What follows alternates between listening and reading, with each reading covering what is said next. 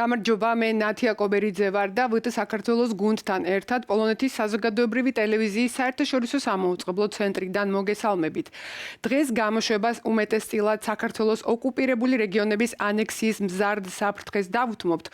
ამიტომ გვიყურეთ ბოლომდე და ჩვენ გიამბობთ ვარშავის სტუდიიდან.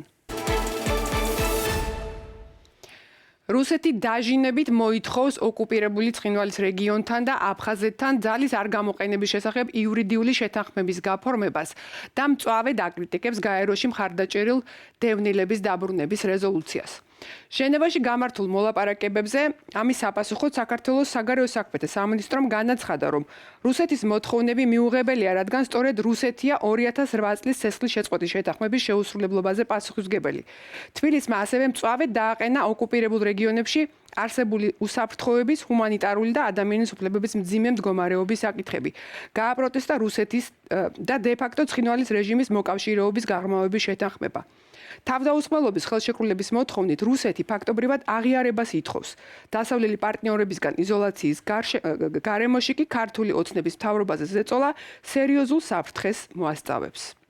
ანექსიის საფრთხის გაძლიერება მიუხედავად იმისა, რომ ფაქტობრივი ანექსია რუსეთს განხორციელებული აქვს ოკუპირებული რეგიონების მისამართით, არის ის საშუალება, რაც აძლევს რუსეთს ხელს იმისთვის, რომ ცხინვალი, თბილისი და სოხუმი სამივე დაიბრუნოს საკუთარი გავლენის ქვეშ და ამ მიზნით არის ამ ანექსიის საფრთხის გაძლიერებაც, ამით უფრო, როდესაც ჩვენ ვხედავთ იმ რიტორიკას, რომელიც მიმართულია თბილისის მისამართით, რათა მოხდეს ეგრეთ წოდებული ძალის გამოუყენებლობის შეთანხმების გაფორმება. ქართულ მოსამართლომ ყველაფერი გააკეთა იმისთვის, რომ მარტო დარჩენილიყო რუსეთთან ერთი ერთზე დასავლელი მეგობრების გარეშე. ამიტომ მაშინ, როდესაც ქართული ოცნება აღარც კი მოუწოდებს ჩვენ პარტნიორებს, რომ დააგმონ ცხინვალის ანექსიის ახალი განზომილება და მაშინ, როდესაც დილიდან საღამომდე დროს ხარჯავენ არა ოკუპანტის წინააღმდეგ ქვეყნის სუვერენიტეტის დაცვის ქმედებებში, არამედ დასავლეთის წინააღმდეგ რიტორიკაში, მე არ ვფიქრობ, რომ ქართულ ოცნებას შეეძლოს დაცვა ქვეყნის ნამდვილი სუვერენიტეტის. ამ პირობებში საქართველოს სახელმწიფო უსაფრთხოების სამსახური ლევანდელი ანგარიშით აფხაზეთის და ცხინვალის რეგიონის რუსეთის მიერ ოკუპაციას აფასებს როგორც საქართველოს ეროვნული უსაფრთხოების უმთავრეს პრობლემას. რუსეთი რომ ანექსიას ამზადებს, ესეც არაორაზროვნადაა აღნიშნული სუსის ანგარიშში.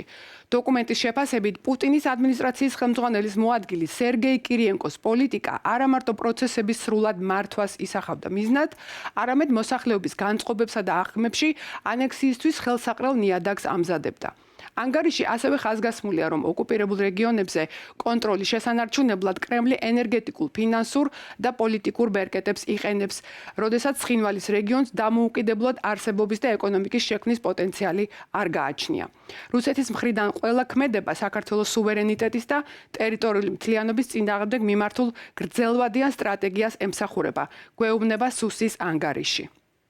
საქართველოს უშიშროების სამსახური რეგულარულად აღწერს ოკუპაციის მიმდინარე ზიანს, რომელიც აჩვენებს, რომ ოკუპაცია არის მცოცავი და მზარდი. ბორდერიზაცია, გატაცებები, მკვლელობები, რუსიფიკაცია და სხვა დანაშაულებების სტატისტიკა თავის დროზე ამ ყველაფერმა ანტისაოკუპაციო მოძრაობის ყურადღებაც მიიქცია. კერძოდ, 2008 წლის ომის შემდეგ მკვეთრადაა გაზრდილი მკვლელობების, გატაცების და საზღვრის გადმოწევის შემთხვევები. აღსანიშნავია, რომ ომის დროს მსხვერპლის გარდა უკვე ოფიციალური ოკუპაციის პირობებში ოკუპანტებს არავინ მოუკლავთ 2012 წლამდე. შემდეგ კი 2013-25 წლებში 7 ადამიანი იმსხვერპლეს რუსმა ოკუპანტებმა. ასევე საგრძნობლად იმატა ბორდერიზაციის და ადამიანთა გატაცების რიცხვმაც. რატომ გაახსენდა თავდაუსხმელობის ხელშეკრულება რუსეთს ახლა და გაუძლებს თუ არა ქართული ოცნება ზეწოლას, ვკითხოთ ოკუპაციის ექსპერტს 2004-12 წლებში ტერიტორიული მთლიანობის აღდგენის დროებითი საპარლამენტო კომისიის თავმჯდომარეს შოთა მალაშხიას. ბატონო შოთა, მოგესალმებით, მიხარია რომ გამოძებნეთ დრო თქვენი შვებულების განმავლობაში ჩვენთვისაც. თუ იცნობთ სუსის დოკუმენტს, სადაც რუსეთი მთავარი საფრთხედ არის მოხსენიებული და ახლა ანექსიის მოლოდინიც საკმაოდ არაორაზროვნადაა ნახსენები. როგორ ფიქრობთ, ამ დასავლეთთან და ზოგადად პარტნიორებთან ამ გაზრდილი იზოლაციის პირობებში ხელმძღვანელობენ თუ არა ამ დოკუმენტით ქართული ოცნების ხელისუფლებაში? რეალობა არის შემდეგი, რომ ყველა სახელმწიფო დაწესებულებაში მუშაობენ ადამიანები, რომლებიც რეალურად ხედავენ რა მდგომარეობა. სუშიც არის ესეთი ადამიანები, პროკურატურაშიც არის, პოლიციაშიც არის, ყველგან არის ეს ადამიანები. უბრალოდ ამას აზის პრორუსული, ანუ მანქურთული ხელისუფლება, რომელიც ზათ არის ნებისმიერ სიტუაციაში, ნებისმიერ გალეთ ძალას დაექვემდებაროს და ემსახუროს, ოღონდ თვითონ იყოს მიშვებული სალაფავთან. აი, მეტი მოთხოვნა მათ არ აქვთ.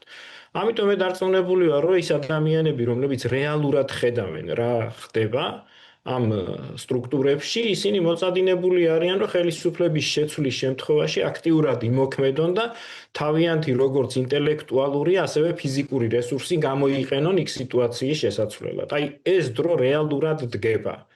უბრალოდ ამის გამოყენების საშუალება ჩვენ უნდა მოგვეცეს. მე მაინტერესებს, აი ახლა, როდესაც ასეთი ანექსიის ესეთი აშკარა ნიშნებია, ხომ არაფერი ხსმენიათ იმის შესახებ, რომ რუსეთი ცდილობს კიდევ ერთი გზა გაჭრას ცხინვალის რეგიონზე თბილისიდან და ამიტომ ცდილობს ზეწოლის მოხდენას საქართველოს მოქმედ ხელისუფლებაზე.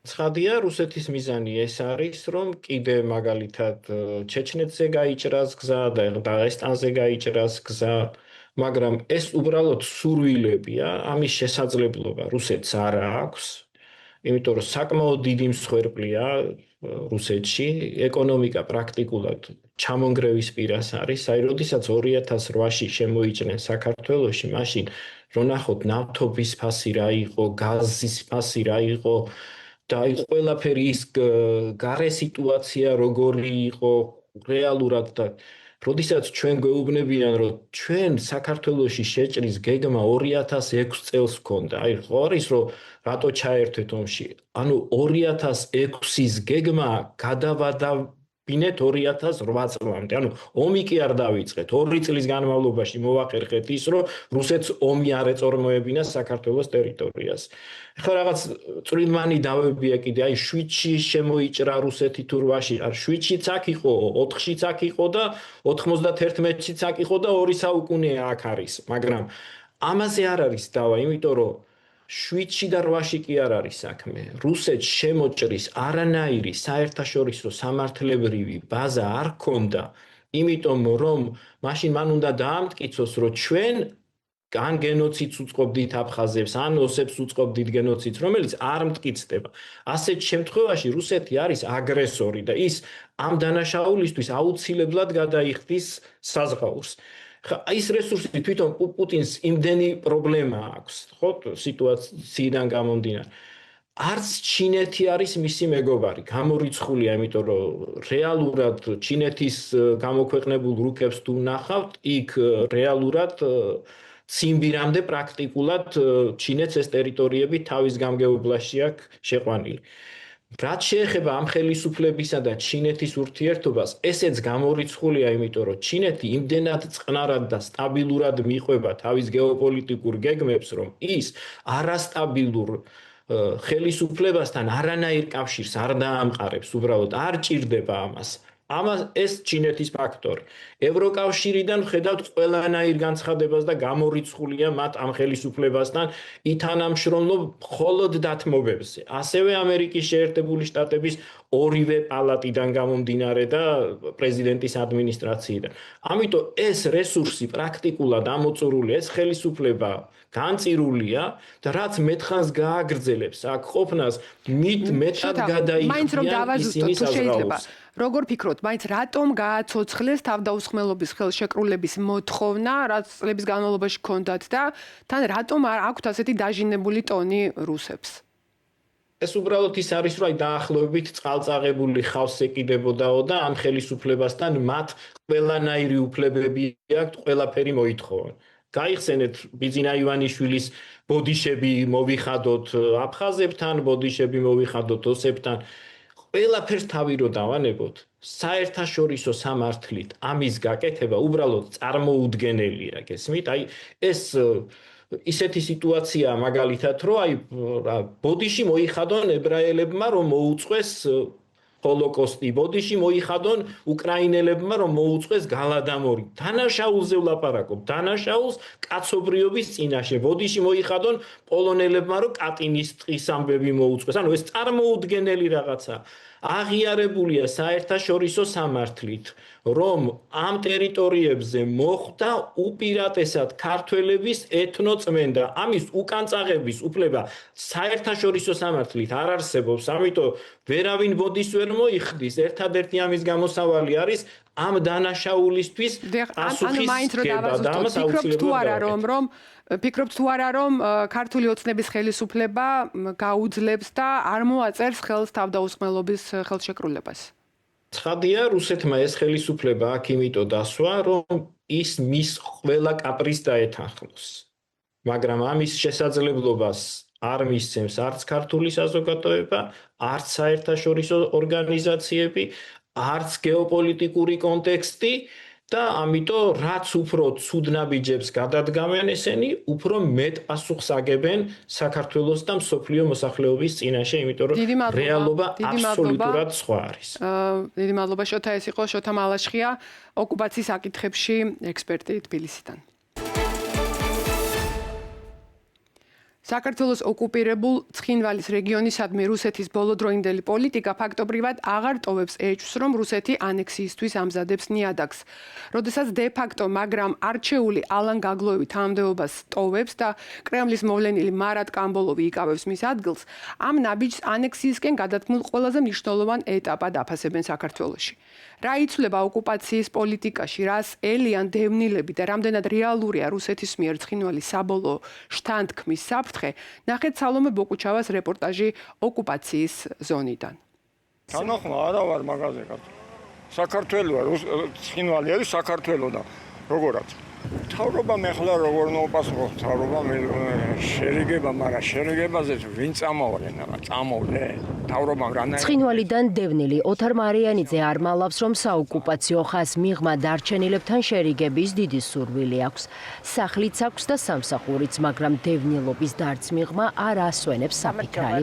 რატომ არ რეაგირებენ მოსკოვში დადებულ ხელშეკრულებაზე საქართველოს ხელისუფლებაში, რომელიც სამოკავშირეო თანამშრომლობის გარღვევას გულისხმობს და ცხინვალის ანექსიისკენ გადადგმული უდიდესი ნაბიჯია.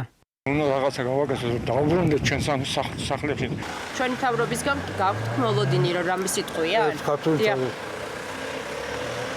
არაჩვეულებრივი ურთიერთობა გქონდა, არაჩვეულებრივი. ჩვენ გვინდა დაბრუნება, რომ იქნებ მეღირსოს და ჩემს სახლში შევიდე. პირამედ ცუდი შეიძლება წარმოიდგინო ყველათაირად ცუდი წარმომიდგენი. ეს ნიშნავს დევნილი ადამიანისთვის მათი გაერთიანება. საშინელება. დღეს ჩვენი ამოცანაა ყველაფერი გავაკეთოთ იმისთვის, რომ ჩვენი სანუკვარი ოცნება ახდეს, გადავლახოთ გაყოფილიერი სხვედრი და გავერთიანდეთ ჩრდილოეთ ოსეთთან, გავერთიანდეთ დიდ რუსეთთან. ალან გაგლოევის ეს განცხადება მოყვა ხელშეკრულებას, რომელმაც შესაძლებელი გახადა ოკუპირებულ სამხრეთ ოსეთში მმართველად რუსეთის მოქალაქე დაინიშნოს. მალე გაგლოევი გადადგა და პრეზიდენტის მოვალეობის შემსრულებლად კრემლმა მარატ კამბოევი მოავლინა.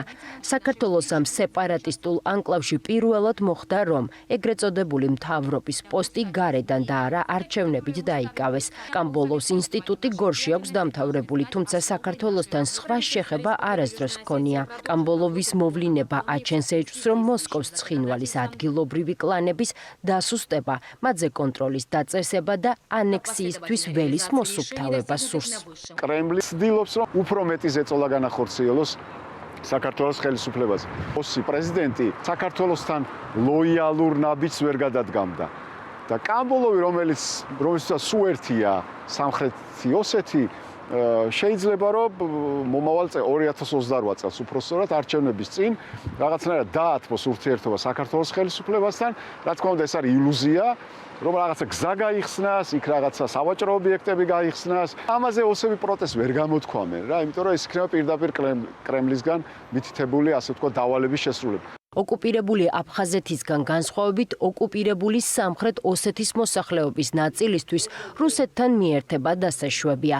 თუმცა არც ისე ცოტაა სამოქალაქო საზოგადოებისა და ჟურნალისტების რიცხვი, ვინც რუსეთთან შეერთებას კრიტიკულად უყურებს. ოკუპირებული ცხინვალის რეგიონთან მუშაობის და ურთიერთობის დიდი გამოცდილების მქონე ჟურნალისტმა გოგა აფციაურმა იცის, რომ ცხინვალში ბევრი შფოთავს იდენტობის, ოსური ენისა და სუვერენიტეტის დაკარგვის გამო და ყველაზე მეტად კი რუსეთის მიერ უკრაინაში წარმოებულ ომში სიკვდილი აშინებთ.